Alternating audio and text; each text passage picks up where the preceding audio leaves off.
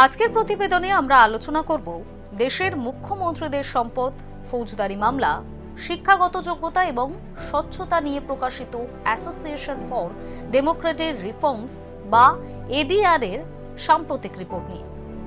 এই প্রতিবেদনে উঠে এসেছে এমন কিছু তথ্য যা দেশের রাজনৈতিক মহলে নতুন করে আলোচনার জন্ম দিয়েছে।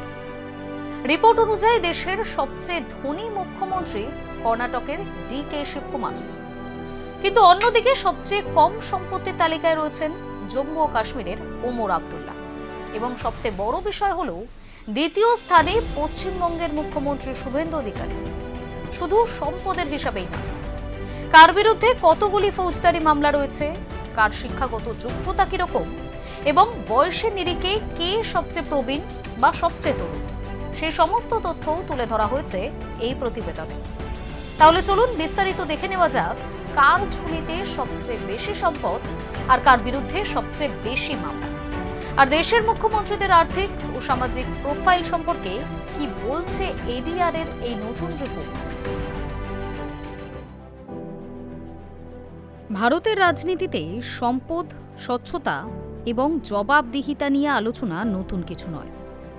তবে দেশের ৩১ জন মুখ্যমন্ত্রীর ঘোষিত সম্পত্তি, ফৌজদারি মামলা এবং শিক্ষাগত যোগ্যতা নিয়ে association for democratic reforms ADR ও ন্যাশনাল ইলেকশন ওয়াচের সাম্প্রতিক সমীক্ষা সেই আলোচনায় নতুন মাত্রা যোগ করেছে।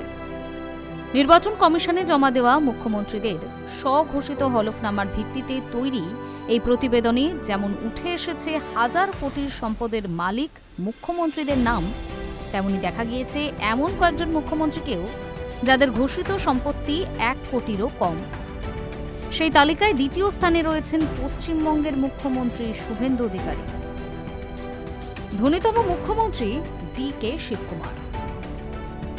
এডিআর এর রিপোর্ট অনুযায়ী দেশের সবচেয়ে ধনী মুখ্যমন্ত্রী কর্ণাটকের ডি.কে. শিবকুমার।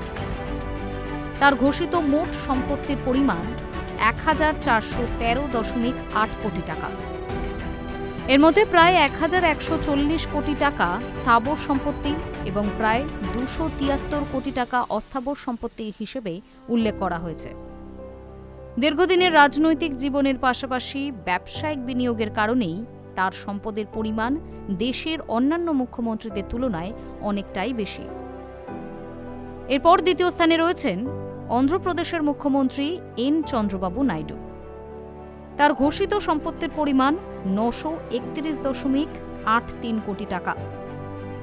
প্রযুক্তি নির্ভর প্রশাসন এবং দীর্ঘ রাজনৈতিক অভিজ্ঞতার জন্য পরিচিত নাইডুর সম্পদের অঙ্ক নজর কেড়েছে।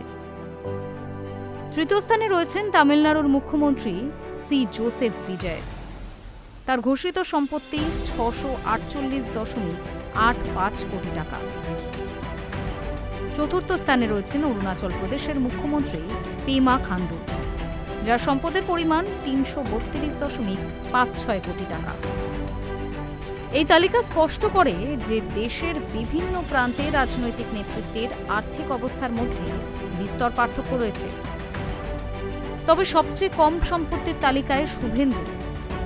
রিপোর্টের সবচেয়ে আলোচিত দিকগুলির একটি হল সবচেয়ে কম সম্পত্তির মালিক মুখ্যমন্ত্রীদের তালিকা। এই তালিকার প্রথম স্থানে রয়েছেন জম্মু ও কাশ্মীরের মুখ্যমন্ত্রী ওমর আবদুল্লাহ। তার ঘোষিত মোট সম্পত্তির পরিমাণ মাত্র ৫৫.২৪ লক্ষ টাকা। দ্বিতীয় স্থানে রয়েছেন পশ্চিমবঙ্গের মুখ্যমন্ত্রী শুভেন্দু অধিকারী। তার ঘোষিত সম্পত্তির পরিমাণ ৮৫.৮৭ লক্ষ টাকা। রিপোর্ট অনুযায়ী তার নামে কোনো স্থাবর সম্পত্তি নেই। এছাড়া তার বার্ষিক আয় ১৭.৩৮ লক্ষ টাকা বলে হলফনামায় উল্লেখ রয়েছে। রাজনীতিতে সম্পদের প্রশ্নে এই তথ্য স্বাভাবিকভাবেই জনমনে কৌতূহল তৈরি করেছে, কারণ দেশের অধিকাংশ মুখ্যমন্ত্রীর সম্পদের পরিমাণ যেখানে বহু কোটি টাকা, সেখানে বাংলার মুখ্যমন্ত্রীর ঘোষিত সম্পত্তি ১ কোটিরও কম হওয়ায় তা বিশেষভাবে নজর কেড়েছে। তবে এডিআর এর রিপোর্টে উল্লেখিত সমস্ত তথ্যই নির্বাচন কমিশনের প্রার্থীদের নিজস্ব হলফনামার ভিত্তিতে প্রকাশিত হয়েছে, অর্থাৎ এগুলি সংশ্লিষ্ট ব্যক্তিদের স্বঘোষিত তথ্য। ফৌজদারি মামলার চিত্র শুধু সম্পত্তি নয়, মুখ্যমন্ত্রীদের বিরুদ্ধে বিচারাধীন মামলার সংখ্যাও প্রকাশ করেছে এডিআর। রিপোর্ট অনুযায়ী দেশের ৩১ জন মুখ্যমন্ত্রীর মধ্যে ১৪ জনের বিরুদ্ধে ফৌজদারি মামলা রয়েছে, অর্থাৎ প্রায় ৪৫% মুখ্যমন্ত্রী কোনো না কোনো মামলার মুখোমুখি। এর মধ্যে ১১ জনের বিরুদ্ধে গুরুতর অপরাধ সংক্রান্ত অভিযোগও রয়েছে। সবচেয়ে বেশি মামলার মুখোমুখি তেলেঙ্গানার মুখ্যমন্ত্রী রেবন্ত রেড্ডি। তার বিরুদ্ধে মোট ৮৯টি মামলা বিচারাধীন, যার মধ্যে ৭২টি গুরুতর অভিযোগ সংক্রান্ত। পশ্চিমবঙ্গের মুখ্যমন্ত্রী শুভেন্দু অধিকারীর বিরুদ্ধে বিচারাধীন মামলার সংখ্যা ২৯। রিপোর্টে উল্লেখ করা হয়েছে, এই মামলাগুলির অধিকাংশই রাজনৈতিক আন্দোলন, বিক্ষোভ বা রাজনৈতিক কার্যকলাপকে কেন্দ্র করে দায়ের হয়েছে। উল্লেখযোগ্য বিষয় হল, বিচারাধীন মামলা থাকা মানেই কোনো ব্যক্তি দোষী প্রমাণিত হয়েছেন এমনটা নয়।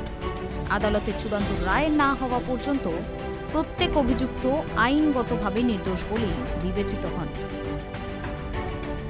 মুখ্যমন্ত্রীদের গড় সম্পদ কত? এডিআর-এর বিশ্লেষণে দেখা যাচ্ছে, দেশের ৩১ জন মুখ্যমন্ত্রীর ঘোষিত মোট সম্পদের পরিমাণ ৩,৬৬০ কোটি টাকা, অর্থাৎ গড়ে প্রত্যেক মুখ্যমন্ত্রীর সম্পত্তির পরিমাণ প্রায় ১১৮.০৭ কোটি টাকা। এই গড়ের তুলনায় ডিকে শিবকুমারের সম্পদ প্রায় ১২ গুণ বেশি, আর অন্যদিকে শুভেন্দু অধিকারী কিংবা ওমর আবদুল্লার ঘোষিত সম্পত্তি গড় সম্পদের তুলনায় অনেকটাই কম। এই পরিসংখ্যান থেকেই বোঝা যায়, বিভিন্ন রাজ্যের রাজনৈতিক নেতৃত্বের আর্থিক অবস্থার মধ্যে বৈচিত্র্য কতটা ব্যাপক। শিক্ষাগত যোগ্যতার ছবিও আকর্ষণীয়। এডিআর-এর প্রতিবেদনে মুখ্যমন্ত্রীদের শিক্ষাগত যোগ্যতার বিষয়টিও বিশদে তুলে ধরা হয়েছে। ৩১ জন মুখ্যমন্ত্রীর মধ্যে ৯ জন স্নাতকোত্তর, ৭ জন স্নাতক, ৬ জন পেশাদার গ্র্যাজুয়েট, ৩ জন ডক্টরেট ডিগ্রিধারী, ২ জন ১০ম শ্রেণী পর্যন্ত পড়াশোনা করেছেন। এই পরিসংখ্যান থেকে বোঝা যাচ্ছে, দেশের অধিকাংশ মুখ্যমন্ত্রী উচ্চশিক্ষিত হলেও রাজনৈতিক নেতৃত্বের ক্ষেত্রে শিক্ষাগত বৈচিত্র্য যথেষ্টই রয়েছে। বয়সের নিরিখে কারা এগিয়ে? রিপোর্ট অনুযায়ী সবচেয়ে প্রবীণ মুখ্যমন্ত্রী পুদুচেরির এন রঙ্গাস্বামী, তার বয়স ৭৫ বছর। অন্যদিকে সবচেয়ে কম বয়সী মুখ্যমন্ত্রী ২ জন, অরুণাচল প্রদেশের পেমা খান্ডু এবং মেঘালয়ের কনরাড সাংমা। দুজনেরই বয়স ৪৪ বছর। দেশের মুখ্যমন্ত্রীদের গড় বয়সও অভিজ্ঞতা এবং নতুন প্রজন্মের নেতৃত্বের মধ্যে এক ভারসাম্যের ইঙ্গিত দেয়। নারী নেতৃত্বের উপস্থিতি। বর্তমানে দেশের ৩১ জন মুখ্যমন্ত্রীর মধ্যে মাত্র ১ জন মহিলা মুখ্যমন্ত্রী রয়েছেন। তিনি দিল্লির মুখ্যমন্ত্রী রেখা গুপ্তা। এই তথ্য দেশের রাজনীতিতে নারী প্রতিনিধিত্বের বর্তমান অবস্থাকে সামনে নিয়ে আসে। দীর্ঘদিন ধরেই রাজনৈতিক বিশেষজ্ঞরা প্রশাসনের সর্বোচ্চ স্তরে নারীদের অংশগ্রহণ আরও বাড়ানোর প্রয়োজনীয়তার কথা বলে আসছেন। কেন গুরুত্বপূর্ণ এডিআর-এর এই রিপোর্ট? এডিআর-এর এই ধরনের রিপোর্টের মূল উদ্দেশ্য হল ভোটারদের সামনে জনপ্রতিনিধিদের আর্থিক, আইনি এবং শিক্ষাগত তথ্য তুলে ধরা।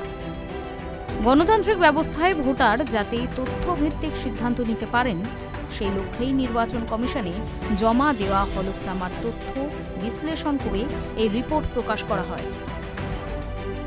তবে এই তথ্যগুলিকে চূড়ান্ত সত্য হিসেবে নয়, সংশ্লিষ্ট মুখ্যমন্ত্রীদের স্বঘোষিত তথ্য হিসেবে দেখা উচিত। সম্পদের পরিমাণ, আয়, দায় বা অন্যান্য আর্থিক তথ্য সময়ের সঙ্গে পরিবর্তিত হতে পারে এবং ভবিষ্যতে নতুন হলফনামায় তার প্রতিফলনও দেখা যেতে পারে। এডিআর-এর সর্বশেষ রিপোর্ট দেশের রাজনৈতিক নেতৃত্ব সম্পর্কে এক গুরুত্বপূর্ণ সামাজিক ও অর্থনৈতিক চিত্র তুলে ধরেছে। একদিকে ১,০০০ কোটির সম্পদের মালিক মুখ্যমন্ত্রী, অন্যদিকে ১ কোটিরও কম ঘোষিত সম্পত্তির অধিকারী মুখ্যমন্ত্রী। এই বৈপরীত্যই ভারতীয় রাজনীতির বহুমাত্রিক বাস্তবতাকে সামনে আনে। পাশাপাশি বিচারাধীন মামলা, শিক্ষাগত যোগ্যতা এবং বয়সের মতো তথ্য ভোটারদের কাছে জনপ্রতিনিধিদের সম্পর্কে একটি বিস্তৃত ধারণা গড়ে তুলতে সাহায্য করে। সব মিলিয়ে এই রিপোর্ট শুধু সম্পদের তালিকা নয়, বরং দেশের রাজনৈতিক নেতৃত্বের আর্থিক স্বচ্ছতা, আইনি অবস্থান ও সামাজিক প্রেক্ষাপটের একটি গুরুত্বপূর্ণ নথি হিসেবেই বিবেচিত হতে পারে। High News network.